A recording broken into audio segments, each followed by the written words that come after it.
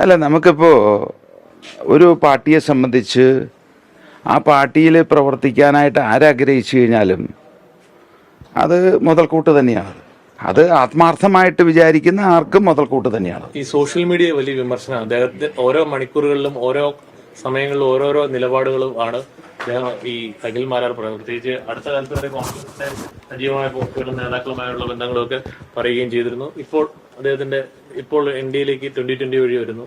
അങ്ങനെയൊക്കെ വരുമ്പോൾ അദ്ദേഹത്തിന്റെ നിലപാടുകൾ വിമർശനം ആരെ പറ്റി ഉണ്ടാകാം. എന്നെ പറ്റി വിമർശനം ഉണ്ടാകാം, പ്രധാനമന്ത്രിയെ പറ്റി ഉണ്ടാകാം, മുഖ്യമന്ത്രിയെ പറ്റി ഉണ്ടാകാം. അതിലെ വസ്തുതകൾ എന്താണെന്നുള്ളതല്ലേ നമ്മൾ പരിശോധിക്കേണ്ടത്. അപ്പോൾ ഒരു വിമർശനം വെച്ചിട്ട് നമ്മൾ ഒരാളെ വിലയിരുത്താൻ പാടില്ല. ഞങ്ങൾ നോക്കുന്നത് ഇപ്പോൾ നമ്മുടെ ലോകത്തിൽ ആരും വിമർശനത്തിന് അതീതമായിട്ട് പ്രവർത്തിക്കുന്നില്ല. നമ്മളുടെ എന്തെങ്കിലും തെറ്റുകളുണ്ടെങ്കിൽ വിമർശനം വരുമ്പോൾ അതനുസരിച്ച് തിരുത്തുക, മുന്നോട്ട് പോകുക എന്നുള്ളതാണത്. മനുഷ്യരാകുമ്പോൾ അങ്ങനെയൊക്കെ ഉണ്ടാവും.